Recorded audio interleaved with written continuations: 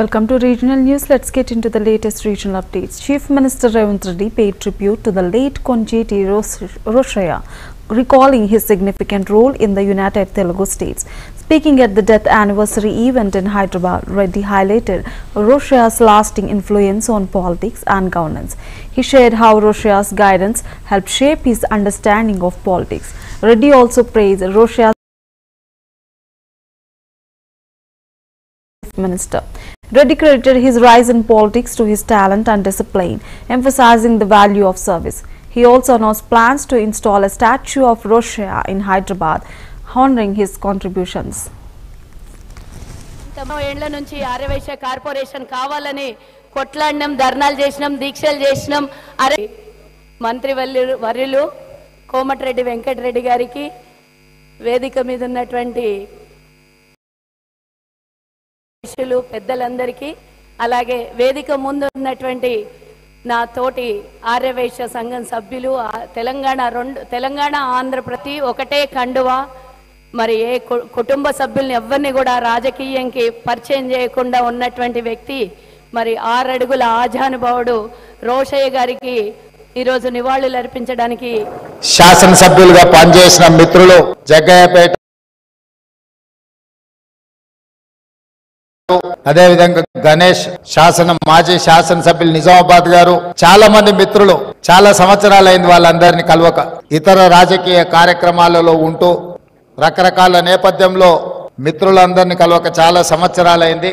ఈ రోజు ఈ వేదిక మీద రోషయ్య గారి వర్ధంతి సందర్భంగా మా సహచర ప్రజాప్రతినిధులను, ఆర్యవైశ్య సభ్యులను, కుటుంబ సభ్యులందరినీ కలుసుకోవడం చాలా ఆనందదాయకం. కలవడం ద్వారా గతంలో రోషయ్య గారితో మాకున్న అనుబంధం, శాసన మండలిలో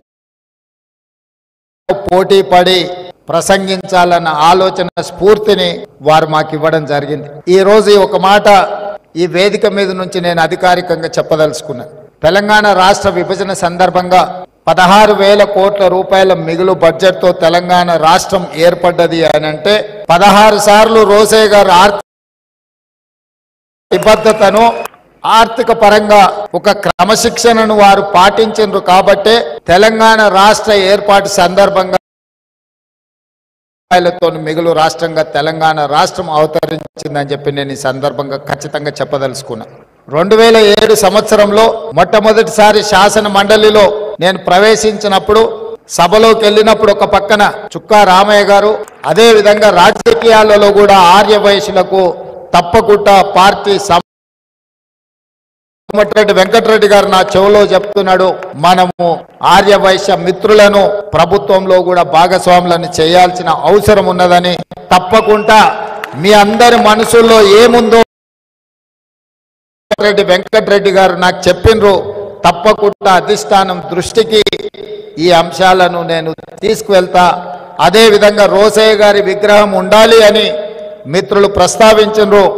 100% రోషయ్య గారు ఒక సందర్భంలో వారు ముఖ్యమంత్రిగా ఉన్నప్పుడు చంద్రబాబు నాయుడు గారితో కలిసి నేను వారి ఇంటికి వెళ్ళిన ఒక రిప్రజెంటేషన్ తీసుకెళ్ళి వారితో మాట్లాడుతూ ఆ రోజు తెలంగాణ ఉద్యమానికి సంబంధించిన అంశాలు ప్రస్తావన ఒక మాట చంద్రబాబు నాయుడు గారికి చెప్పారు. చూడయ్య చంద్రబాబు, నాకు చీరాలలో 50 సంవత్సరాల క్రితం అక్కడ ఉన్నది అమ్ముకొని హైదరాబాద్కు వచ్చి అమీర్పేట్ ప్రాంతంలో ఇల్లు కట్టుకున్నా. నేను హైదరాబాద్ వాడినే తప్ప నాకు ఆ రాష్ట్రమా ఈ ప్రాంతమా అని లేదు. 2 ప్రాంతాలు నాకు సమానమే, నేను హైదరాబాద్ వాడిని అని చెప్పిండు. ఈరోజు నికార్సైన హైదరాబాద్ ఎవరైనా ఉన్నారంటే రోషయ్య గారు అని చెప్పి నేను సంపూర్ణంగా విశ్వసిస్తున్నా. శాసనసభ్యులుగా పనిచేసిన మిత్రులు తాతయ్య గారు, రాంబాబు గారు, శ్రీనివాస్